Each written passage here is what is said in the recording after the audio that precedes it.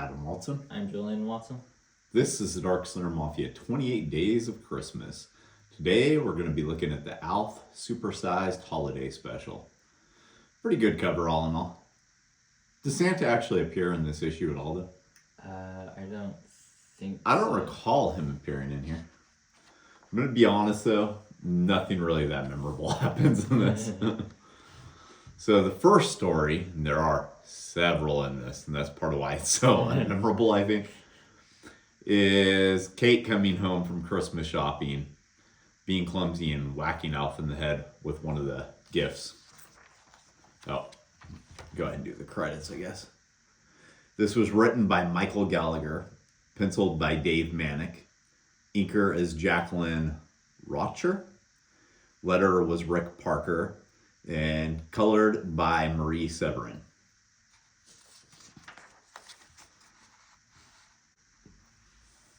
So Alf then goes over how on Melmac they would never do this. They don't torture themselves by buying all of this crazy shit, you know, all the stuff that basically makes Christmas for humans, right? But at the same time, being Alf, he's a little bit curious to actually partake in this, right? Right. You could join the Alf fan club for $6. Huh. Yeah. What'd you get? 6 giant stickers, 4-color locker poster. Locker poster, that's something you wouldn't hear these days. Huh. Full color book cover, Alf picture button, Alf's favorite menu, official membership card and certificate, his personal biography and fan club newsletter. I wonder how much this shit is actually worth now. So back to the story. Alf decides he could go to a store with Kate if he were dressed as the newest toy, Fuzzy Phillip. This has an obvious plot hole that they're going to exploit. So then he finds out that Kate is crazy as shit when she goes to the store because she's driving like a lunatic. Doesn't seem to have any regard for her car whatsoever. I guess this is Santa here. So that Santa appears. But one of the things that occurs here that you could probably see coming is a little girl throwing a fit because she wants a Fuzzy Phillip.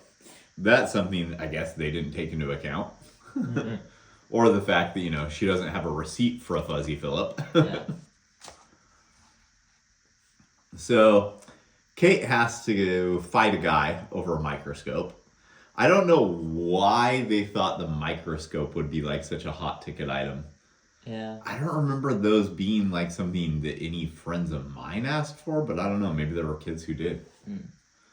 So Alf wanders off like you'd expect them to do. And they just think he's some sort of super cool animatronic toy. I like the little Heathcliff drawing right there. Yeah. Then Kate can't find him because, you know, he's been taken out of his box and she left him like a complete asshole. Finds him and finds out she's got to buy him for $49.95. So plot hole exploited. You don't have a receipt for that Fuzzy Phillip. You took him in, masquerading him as a toy, and you're going to have to pay for that. The lesson in that story was to always keep your receipt. Yeah. That's what I think. What do you think of this ad right here? I like it. Yeah? Yeah. Donkey Kong's so much different now than he was back then. Yeah. Mario looks basically the same though. Yeah.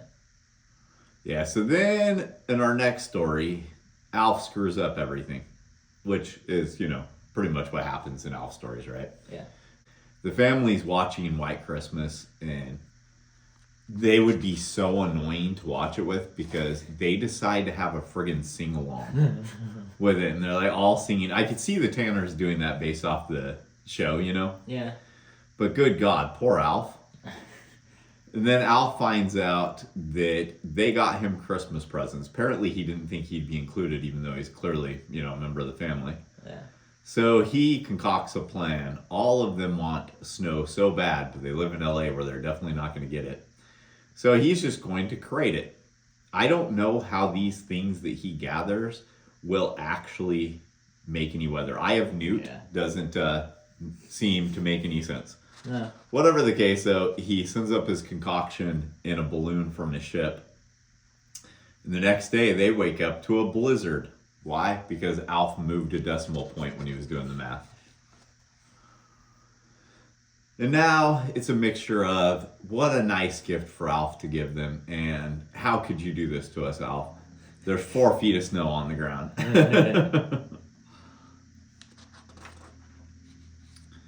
So Willie and Alf argue, just like in every episode of the TV show. And he reverse engineers what he did using really weird things that I don't understand how they would make weather.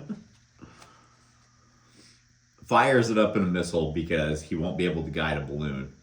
And then everything turns completely normal. Now, this does not look like the melt-off from 4 feet of snow. Yeah. This is a children's comic, so I'm okay with it. But do you know what a massive flood that would cause? Yeah.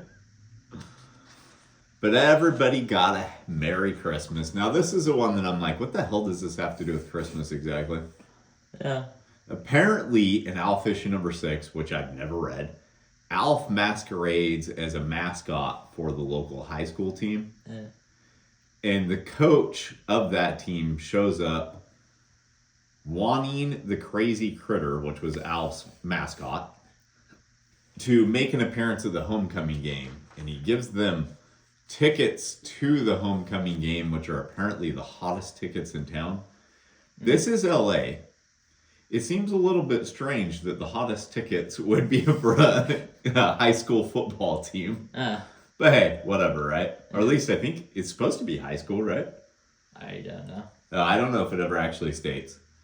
In any case, Willie and Kate want to go so bad that they're willing to go ahead and let Alf go as long as he controls himself and doesn't go all crazy critter, right? Right. You see where they went wrong, right?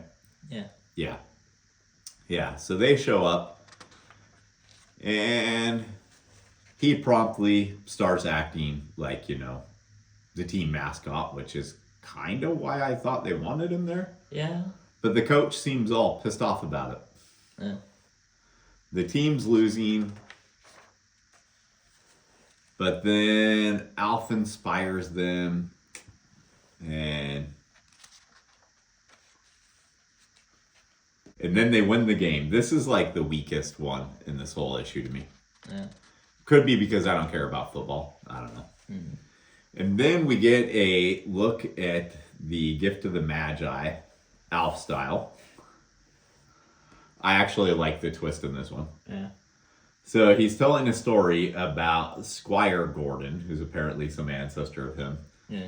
During, what is this? The Rub Your Nose in Chocolate Day? Is that what they call it? It's a holiday on Melmac. Oh, fudge, yeah. Yeah. So you're introduced to Squire Gordon's watch that apparently has every single attachment except for one. And his wife, who has hair so long that it goes out the door. Yeah. You get the idea that they're poor and can't really afford gifts for one another.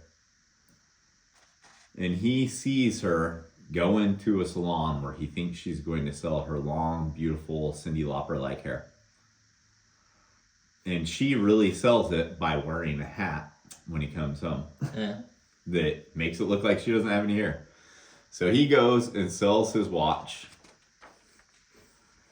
only to find out she never cut her hair.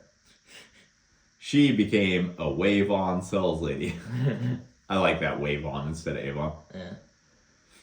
And the gift she gave him is all of the crap wave-on men's styling products. It's a good twist on the Gift of the Magi. I like that. And then this is just a pretty standard, like, let's fill up some space with the what if the Christmas was on Melmac and had the 12 days of it. So, this is just gap filler in this one, to me. Weaker than the whole thing with the football game, honestly. Yeah. Okay, so then we move on to a story where Alf and the family are going skiing. So it snowed last night, and apparently the Frosty that they built is completely lost under the snow. Does it ever actually explain where they're at in this one? They're just on vacation somewhere, right? Yeah, I don't remember it saying anything. Yeah. They're completely snowed in, though. Apparently, this isn't a problem like earlier because they actually plan to be. And Alf goes skiing. Apparently, they're not worried about a short little hairy guy being seen skiing like they are anywhere else that they're at. But Alf being Alf, he falls off a cliff. That's well drawn. I like that. Yeah. And he accidentally comes across two, I don't know what these guys are supposed to be, prospectors, other skiers. I'm not sure. But, you know, he eventually finds his way back to the family. It's kind of a weak addition too, honestly. Yeah. And then we get the Happy New Year. In this one, the Tanners are throwing a New Year's party. Alf has a cute little 1989 baby New Year outfit. He's disturbing. He's got to stay out in the garage while all these people come over. Now, I'm just going to say, the hell are the Tanners thinking, having people like this over at their house again and again and again? It's almost like they're sitcom characters. But slowly, over the course of the night, they all start making their way out to be with Alf. I like this ad. Yeah. I remember this one from when I was a kid in comics. So this must have been around the time that I was first buying comics. Yeah. Yeah. So, yeah, they make their way out there, leave their guests completely, and decide, you know, Alf is their real family. It's sweet. Yeah. I had this when I was a kid. Oh. Yeah, patch and everything. I think this was, I don't know if this was actually a fan club or if it was just something you sent away for. But I know I had it. My aunt bought it for me. So, supersized Alf Holiday Special. Overall, I think if you were a kid back in like 88, you were going to love getting this. Yeah. I think as an adult now, it's about 2 times longer than what I wished it was. Yeah. With way more dialogue than what's necessary. Yeah.